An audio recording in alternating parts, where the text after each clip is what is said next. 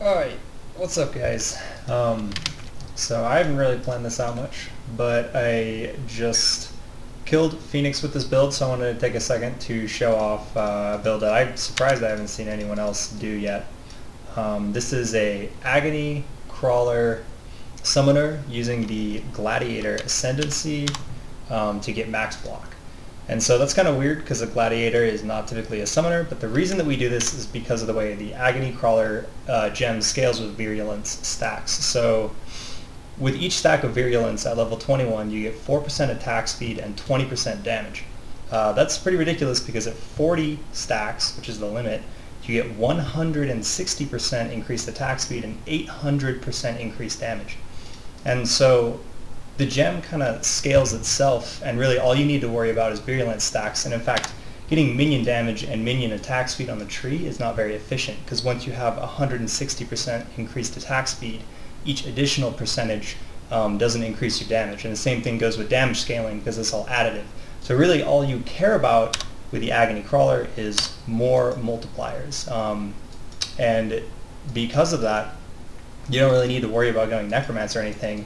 And you have all of these points on the tree, so I was like, well, why not go max block? Why not go Gladiator? And the result has been really, really good. And so the only thing you need to pick up here is really accuracy. But I'll go over some of the decisions I made in the build, and I'll put some gameplay at the end. So if you kind of get the gist of the build, you just want to see gameplay, then just skip forward. But for now I'm going to go over some of the itemization, so I think it's pretty clever. So as a Gladiator, kind of the best way to proc Virulence is with Molten Strike. So I don't actually invest any poison damage or even poison chance. So here I have an Elder Imperial Claw that has an Ancestral Strike and Multi-Strike, and I combine that with my Molten Strike, faster attacks, and poison.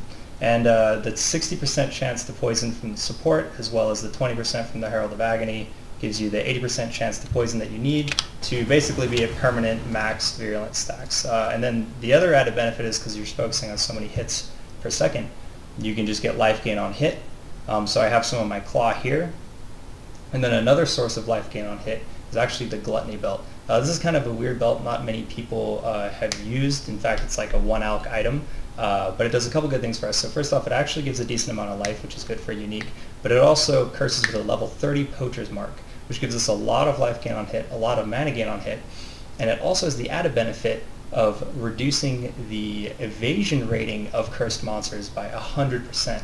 And reducing that evasion rating so much means that our Agony Crawler has a much better effective accuracy. So this is like a more multiplier for our Agony Crawler's damage. It also applies to hexproof enemies, which is really nice. And then there's this mod that we take 183 physical damage when using a movement skill. Normally taking that physical damage is just a downside, but for us it's actually good. And that's because in the Gladiator Ascendancy, Painforged gives you 8% chance to block attack damage if you were damaged by a hit recently. So normally it's kind of unreliable when people are trying to max out their block, but because we damage ourselves every time we use Whirling Blades, if you look, our block chance is only 69, but as soon as I whirl, it goes up to 77. So we're actually proccing that Painforged node every time we use a movement skill, which helps keep our block capped out. Other than that, the choices are kind of obvious. Versatile Combatant for the spell block, and Violent Retaliation is actually really, really good now because it gives you 4% to maximum chance to block attacks. In addition, with the Anvil, puts you up to 82% chance to block attacks and spells, which is pretty nuts. And it also gives you 1% chance to block attack damage for each time you blocked in the past 10 seconds, which, if you're like me, I'm not quite up to 82%. Then that will help get you up to 82% in kind of those denser situations. Then lastly, Blood in the Eyes is really good because it maims enemies, which makes our Agony Crawler do a little bit more damage because the maimed enemies take 10% increased physical damage, and then it also will blind, has a 10% chance to blind against bleeding enemies.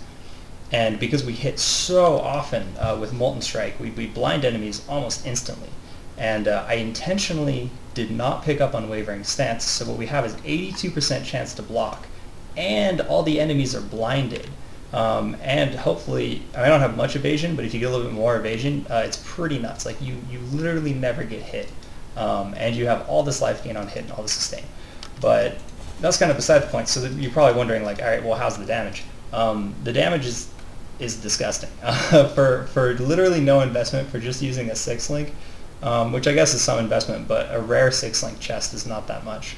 I just killed Forge of the Phoenix, and it went very, very fast. It felt like, I don't know, probably Mathel is a good comparison. You watch Mathel kill things. Again, I'll put a map at the end, but I just have one more thing I want to go over, which is the links really quickly. Everything else is going to be pretty stock standard, so just go over the links. So it's Agony, Crawler. I link it with minion speed because this is my only source of clear, so I want to have it keep up with me.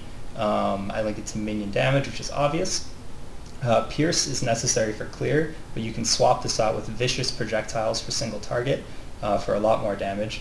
You use damage on full life. Now, this is kind of unexpected, but your Agony Crawler is invincible. It just doesn't take damage, so this is a huge damage multiplier for literally no downside. And then I use Physical to Lightning because I'm also using Elemental Equilibrium.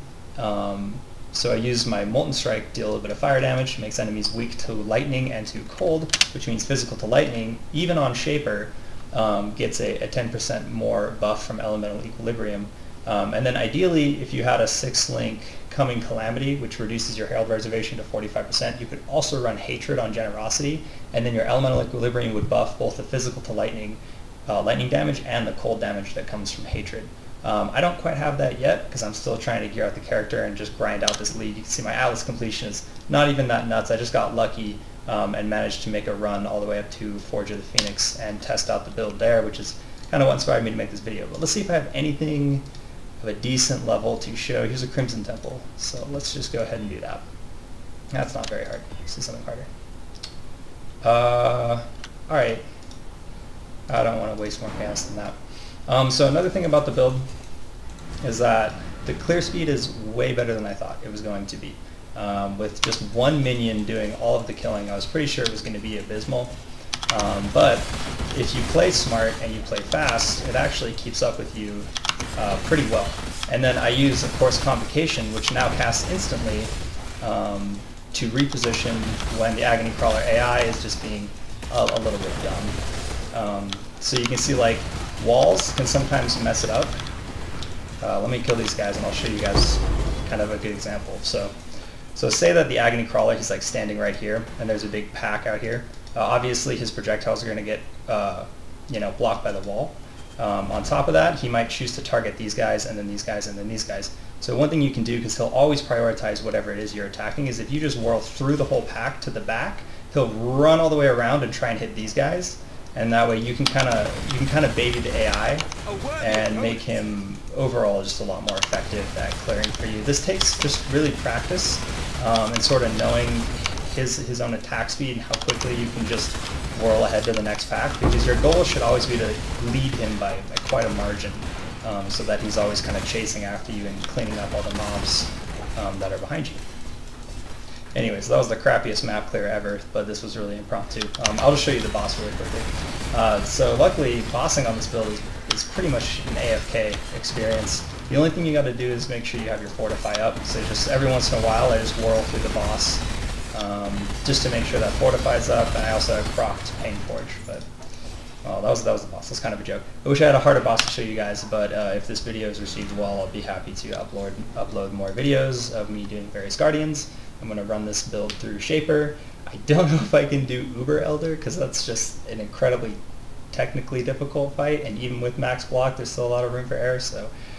but hey, maybe I'll get there. Anyways, yeah, I just want to show you guys the build really quick. If you have any questions, feel free to leave them in the comments. My profile is also public, so you can view the character on my page on the Grinding Your Games website, and load that in Path of Building and dissect it and pick it apart and figure out what you like and what you would want to change. So anyways, guys, thanks for watching. I hope you enjoyed the video. I hope you liked the build concept. I thought it was pretty original. I haven't really seen many people building just pure Agony Crawler and really exploiting the insane self-scaling that the gem does to free them up to just do only defense on their tree. I think that that's pretty cool, and more people should be taking advantage of it, because it really is just crazy broken. I mean, for hardcore, it would be a dream, you know, just no damage nodes on the tree is pretty unheard of.